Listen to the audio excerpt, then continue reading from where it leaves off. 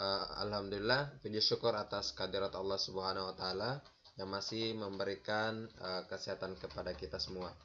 Insya Allah hari ini kita lanjutkan perkuliahan kita adik-adik sekalian, yaitu materi tentang produksi, teori biaya dan keputusan perusahaan. Materi ini merupakan lanjutan dari materi yang diberikan oleh Ibu Marha, dan di sini adalah pelajaran atau materi yang terakhir untuk materi teori biaya. Nah, di sini saya hanya untuk mencoba mengulas beberapa hal yang terkait kesimpulan dari apa yang telah diberikan oleh Ibu Marha. Oke, adik-adik sekalian, kita coba lanjut.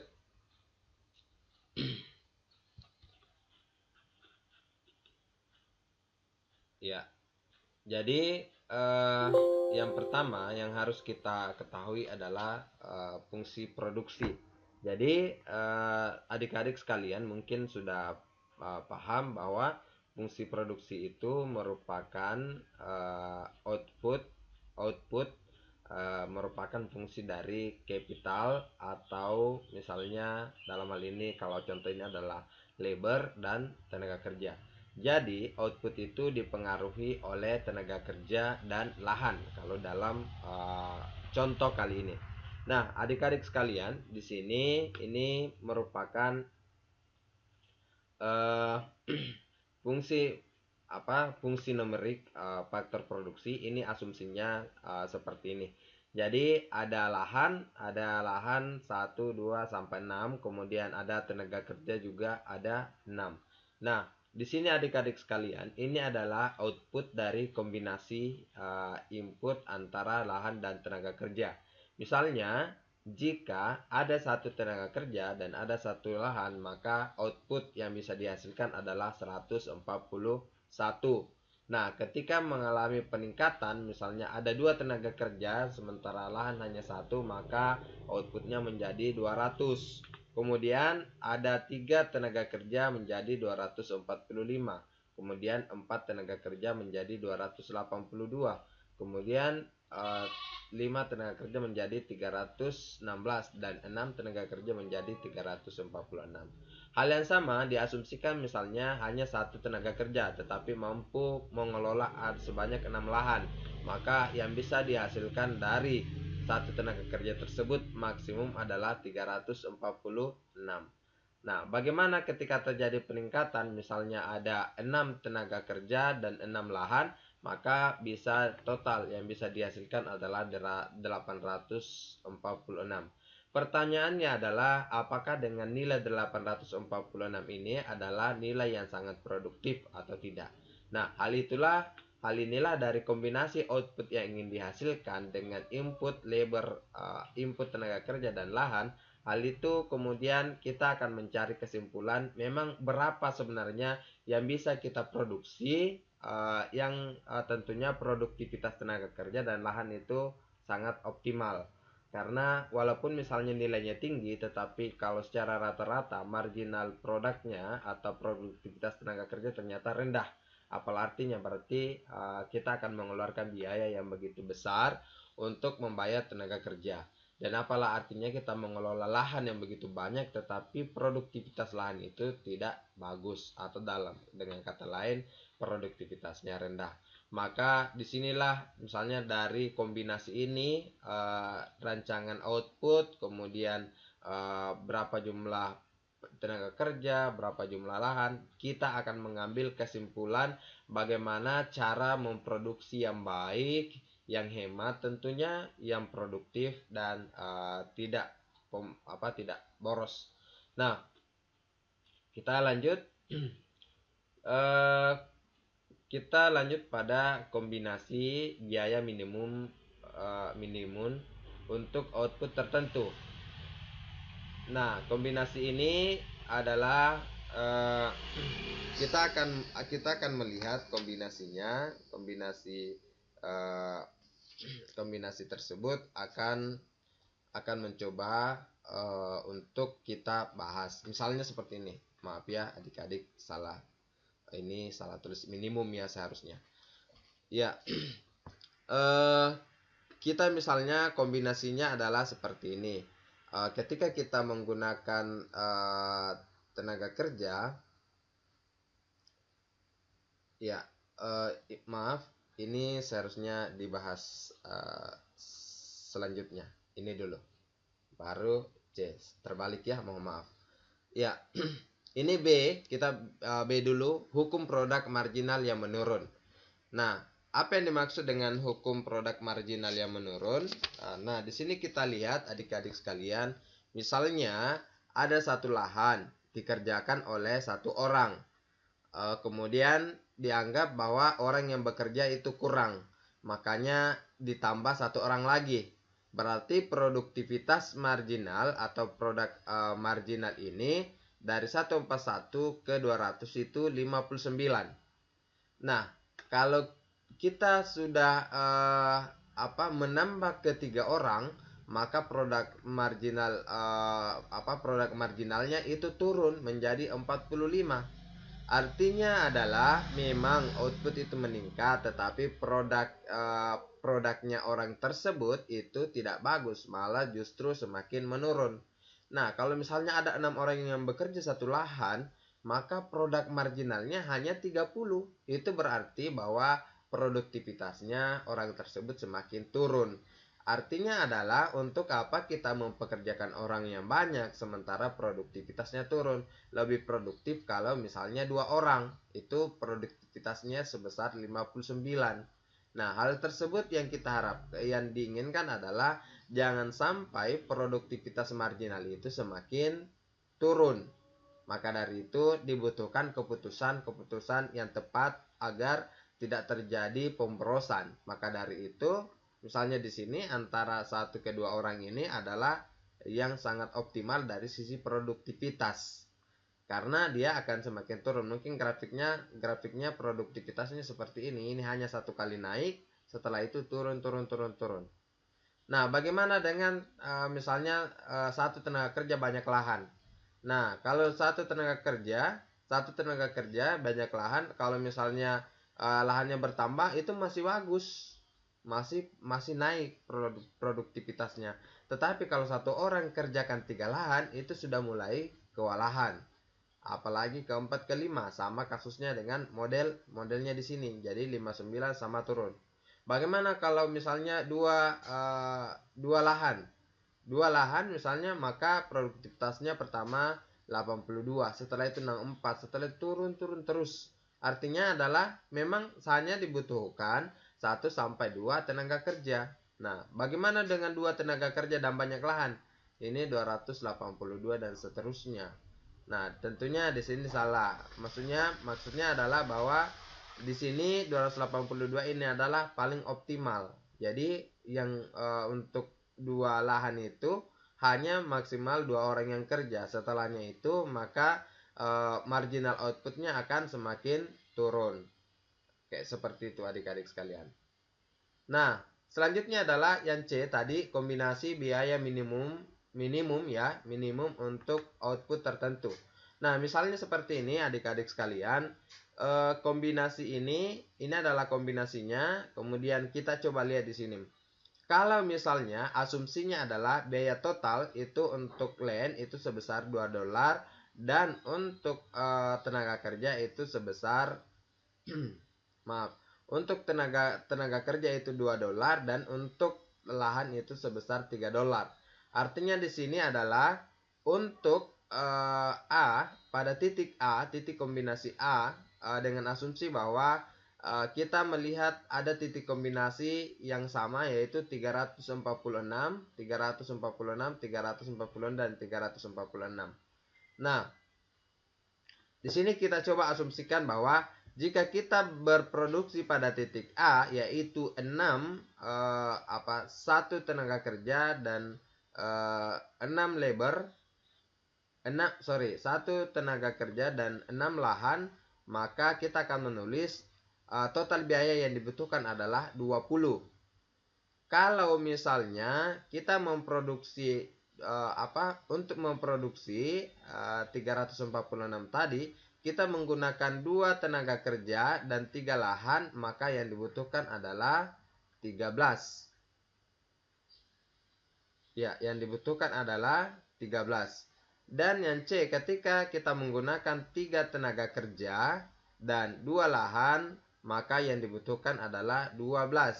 Kemudian ini D, ini salah adik-adik, bukan 0 ini, tapi di sini ada ini adalah 6. 6 tenaga kerja, 1 lahan. Jadi ketika kita menggunakan 6 tenaga kerja dan 1 lahan, maka hasilnya adalah 15. Dari sini kita melihat bahwa biaya total atau untuk memproduksi 346 ini yang paling murah adalah untuk memproduksi 346 ini yang paling murah adalah di titik C. Asumsinya titik C-nya adalah A, B, C. Maka di sini adalah titik termurah karena hanya menggunakan $12. Di sini adalah titik termurahnya. Nah, bagaimana kalau misalnya harganya turun dari PA lahan ini menjadi $1? Maka caranya menghitung adalah 1 dikali 2 sama dengan 2. 6 dikali 1 sama dengan 6, berarti 6 ditambah 2 sama dengan 8. Berarti total biaya untuk satu tenaga kerja dan 6 lahan itu sebesar $8. Jadi di sini kita bisa tulis $8. Kemudian 3 dikali 2 sama dengan 6. 2 dikali 1 sama dengan 2. Berarti 6 tambah 2 sama dengan 8. Berarti di titik C atau di titik ini juga menggunakan 8. 3 tenaga kerja dan 2 lahan. Jadi menggunakan 8. Kemudian ini di sini 6 ya. 6 dikali 2 saya ulangi, 6 dikali 2 sama dengan 12 dan 1 dikali 1 sama dengan 1. Berarti 12 ditambah 1 sama dengan 13. Di sini ada 8, 7, 8, 12. Yang mana yang termurah adik-adik sekalian? Yang termurah adalah berada di poin 7. Artinya di poin 7 tersebut adalah harga yang paling cocok. Artinya kalau di sini maka kita akan mencoba memproduksi pada titik pada titik B. Artinya disinilah yang termurah kalau terjadi penurunan harga lahan. Tadi karena terjadi penurunan harga lahan, maka titik optimalnya di sini. Tadi dengan harga awal, maka titik optimalnya ada di sini. Oke, adik-adik sekalian, itu hukum produk marginal. Ini adalah kombinasi. Jadi kita sudah bisa memilih yang mana yang bisa lebih murah dari sekian pilihan-pilihan yang ada. Oke, kita lanjut adik-adik sekalian. Kita masuk pada C, kombinasi biaya minimum. Artinya tadi saya gambarkan bahwa pertama ketika harga $2, ketika harganya $2, maka saya ulangi, ketika harga tenaga kerja itu adalah 2 dan harga lahan itu 3, maka titik optimalnya ada di sini. Kemudian ketika harga lahan menjadi 1, maka titik optimalnya di sini. Ini yang disebut dengan isokuan. Misalnya ini dengan asumsi tadi kuantiti yang mau diproduksi adalah 346.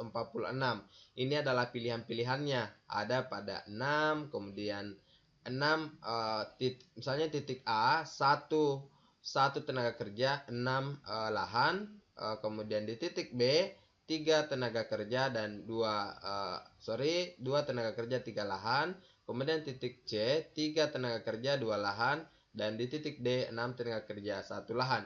Ini adalah batas-batas yang istilahnya bisa diproduksi dengan kuantitas 346. Pertanyaannya kemudian, dari titik-titik ini yang mana yang paling murah? Kalau harganya adalah harga lahan itu $2, maka titiknya yang harga tenaga kerja itu $2 dan harga lahan $3, maka titik optimalnya ada di C. Tetapi jika harga tenaga kerja itu 2 dan harga lahan 1, maka titik optimalnya adalah di sini. Nah, dari grafik ini kita bisa melihat bahwa ada labor intensif, ada land intensif. Kalau labor intensif itu berada di titik C dan land atau lahan intensif itu berada di titik B. Jadi istilahnya boleh dikatakan bahwa ada penggunaan tenaga kerja banyak atau penggunaan modal yang banyak. Capital intensif ceritanya di dalam kegiatan mata kuliah makro. Nah, jelas ya adik-adik ya. Nah, ini adalah isokuan. Ini adalah batas kemungkinan produksi dengan tingkat produksi yang sama sebesar 346. Nah, kita akan berhadapan dengan total cost. Nah, ini adalah tadi biaya.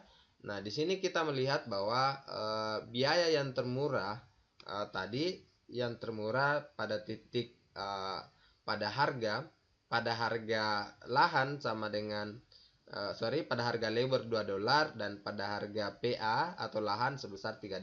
Maka yang dibutuhkan kombinasi yang dibutuhkan adalah kombinasi yang dibutuhkan adalah kombinasi. Kalau misalnya kita menggunakan data yang tadi, maka yang dibutuhkan itu kombinasi antara 3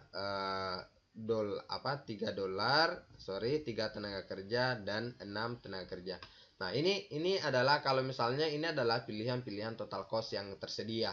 Misalnya 3, 6, 9, 12, 15, 18. Ini adalah iso cost-nya, bahwa kita hanya bisa memproduksi di garis ini. Selain itu tidak bisa memproduksi. Ini adalah batas kemungkinan atau misalnya budget atau biaya yang bisa kita gunakan. Nah, untuk mempertemukan itu, maka substitusi untuk meminimalkan biaya produksi, maka kita bisa memilih untuk salah satu. Kita bisa memilih salah satu dari yang termurah itu, dan yang termurah adalah di sini pada titik ini. Pada asumsi ini adalah di titik C, di mana pertemuan antara isokuan dan isokos. Kalau misalnya kita memilih di titik D itu dengan fungsi 6, 1, maka tentunya ini akan lebih mahal karena dia membutuhkan biaya berada pada titik $15. Nah, sementara pada titik B itu membutuhkan biaya lebih dari $12, atau dalam hal ini ada yang dibutuhkan adalah 13 yang kalau di titik B ini yang dibutuhkan adalah $13. Sementara kalau misalnya di sini di C yang dibutuhkan hanya $12. Ini dengan asumsi bahwa harga labornya itu sebesar $2 dan harga PA itu sebesar, dalam hal ini PA adalah lahan. Jadi ini adalah kombinasi yang sama tadi, bahwa titik C optimal atau titik biaya produksi yang paling minimal itu ada di C. Artinya dia tenaga kerja 3 dan lahan 2. Jadi penggunaan ini adalah penggunaan optimal. Ini adalah pilihan secara keseluruhan. Berada di titik A membutuhkan $20. Jadi di titik A ini membutuhkan $20, artinya adalah ini tidak produktif, sementara yang bisa dihasilkan hanya 346 unit, atau quantity yang bisa dihasilkan 346 unit. Menggunakan $20 sama 346, menggunakan $13 sama 346, menggunakan di sini $15 itu juga 346, dan menggunakan $12 itu dengan output 346. Jadi di sini kita bisa melihat, kita bisa menyimpulkan bahwa untuk eh, untuk memproduksi suatu barang, maka kita bisa melihat kombinasi-kombinasi ini. Apakah kita menggunakan tenaga kerja yang banyak atau kita menggunakan lahan yang banyak. Nah, dari sini kita simpulkan, kita bisa mengambil kesimpulan bahwa menyimpulkan bahwa model produksi yang kita gunakan atau keputusan untuk memproduksi adalah kita berada pada 3 tenaga kerja dan dua lahan, karena itu dianggap sangat optimal atau sangat murah dibandingkan dengan yang lain. Ini adalah titik optimalnya. Jadi bisa disimpulkan bahwa untuk mengambil keputusan sebagai seorang produsen, maka di sini seorang pemimpin perusahaan akan mengambil keputusan untuk memproduksi pada titik C ini. Ya, saya kira sekian adik-adik, mudah-mudahan bisa dipahami secara mendalam, bisa dipahami bagaimana semuanya membatasi, bagaimana semua semua hal ini kita coba hitung dan untuk menghasilkan minimal biaya produksi. Karena tentunya dalam ekonomi mikro ini kita membutuhkan minimal biaya produksi yang minimal. Saya kira cukup sekian adik-adik. Terima kasih. Assalamualaikum warahmatullahi wabarakatuh.